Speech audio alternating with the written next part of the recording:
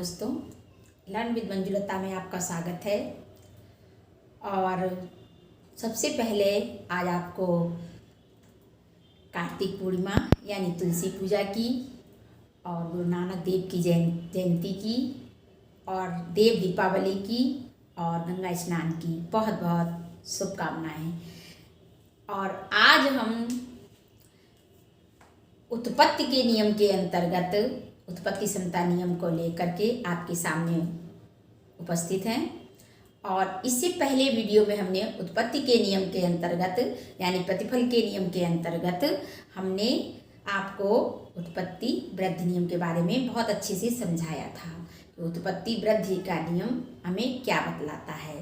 क्योंकि हमने आपको ये भी बताया कि जब भी कोई उत्पादन के साधनों में वृद्धि होती है और उनका उत्पादन पर क्या प्रभाव पड़ता है या क्या स्थितियां होती हैं, इन स्थितियों को जानने के लिए हमें उत्पत्ति के नियमों का सहारा लेना पड़ता है या उत्पत्ति के नियमों के द्वारा ही हम इसकी जानकारी कर सकते हैं। तो आज हम उत्पत्ति समता नियम को अच्छी तरीके से समझेंगे। समता नियम क्या है?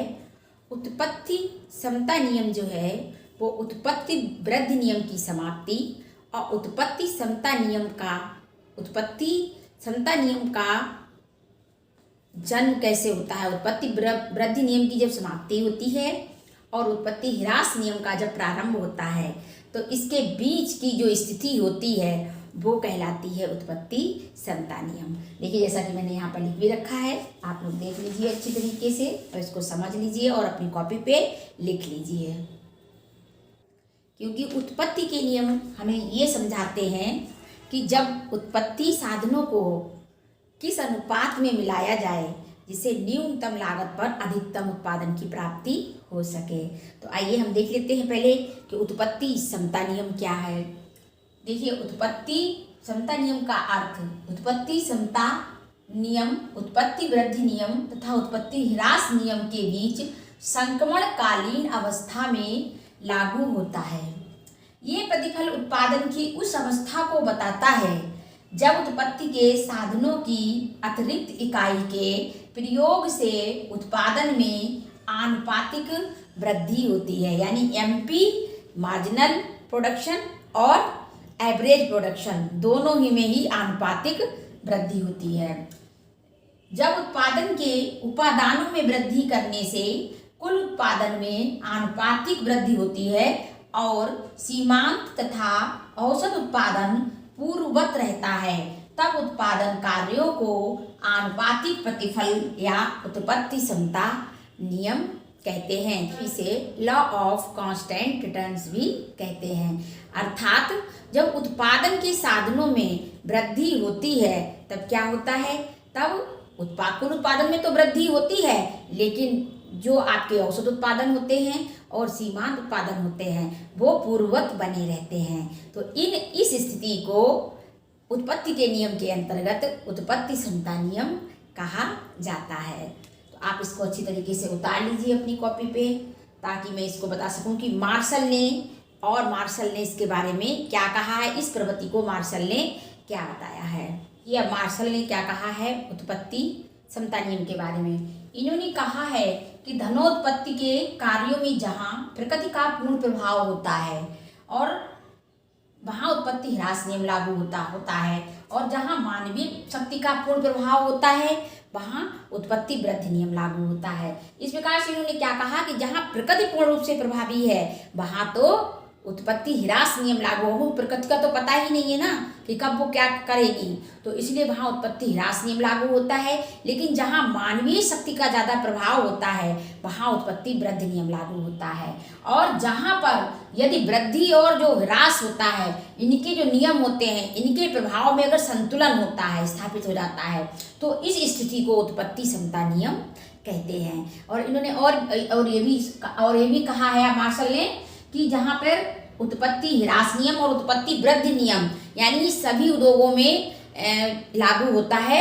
जब किसी भी उत्पादन का प्रारंभ होता है तब उत्पत्ति वृद्धि नियम लागू होता है, और जब वो धीरे धीरे समता नियम की ओर बढ़ता है फिर उत्पत्ति ह्रास नियम की ओर ये गतिशील हो जाता है। इस प्रकार से प्रत्येक उद्योगों में जो आधुनिक अर्थशास्त्री हैं वो तो इस बात को ही मानते हैं कि उत्पत्ति ह्रास नियम की ही दोनों स्थितियां हैं, उत्पत्ति वृद्धि नियम और उत्पत्ति समता नियम। ये एक ही नियम की स्थितियों को मानते हैं जो आधुनिक अर्थशास्त्री हैं। और ये नियम उत्पत्ति समता नियम चीनी उद्योग में और कंबल उद्योग यहाँ पर ये लागू होता है, जहाँ ना तो प्रकृति का पूर्णता प्रभाव होता है और ना मानवीय शक्ति का पूर्णता प्रभाव होता है।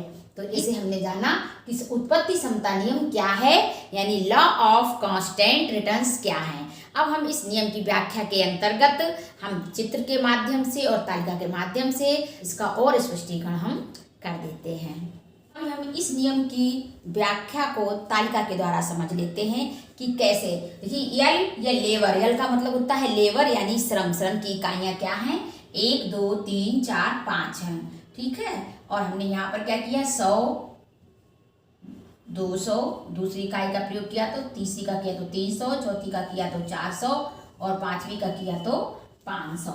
इस तरीके से हमने आपको बताया था कि इसको हम एपी को कैसे निकालेंगे और एमपी को, यानी ऊपर हम 100 ही रखेंगे, 2 से तो यहाँ भी 100 हो जाएगा, 3 से करेंगे तो यहाँ भी 100 हो जाएगा, 4 से करेंगे तो यहाँ भी 100 और 5 से करेंगे तो यहाँ भी 100। अब हम इसको एमपी को निकाल लेते हैं। 100, 200 में से 100 जाएगा 100, 300 में से 200 जाएगा 100 और 400 में से 300 जाएगा तो 100 और 500 में से 400 जाएगा तो भी 100।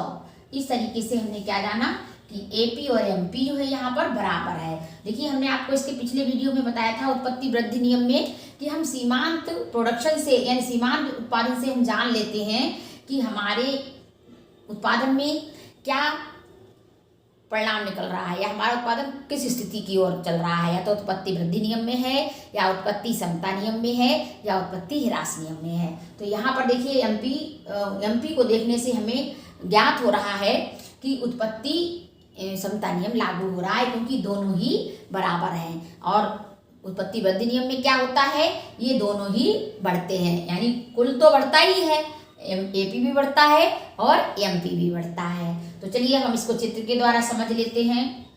देखिए इसको हम चित्र के द्वारा समझ लेते हैं।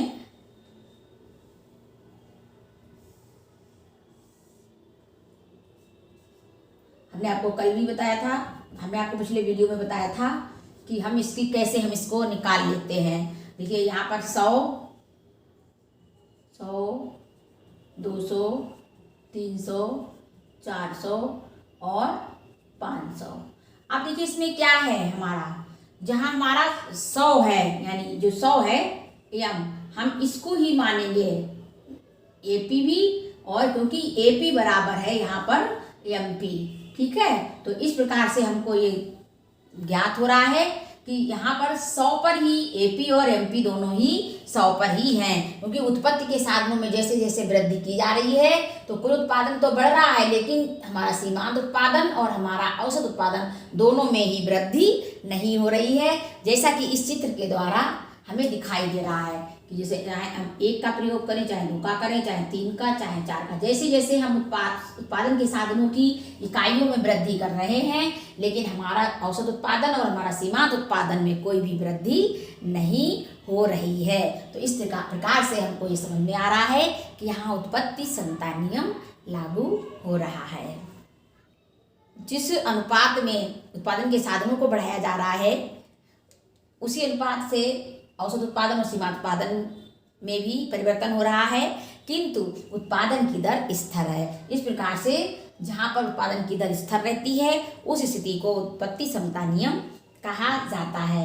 यानी उत्पत्ति समता नियम जो है वो लगभग सभी उद्योगों में क्रियाशील होता है, सभी उद्योगों में वो लागू होता है, किंतु सभी उद्योगों उत्पत्ति वृद्धि नियम से आरंभ होते हैं और उत्पत्ति समता नियम की अवस्था से होकर के उत्पत्ति ह्रास नियम की दशा को प्राप्त होते हैं, लगभग सभी उद्योग।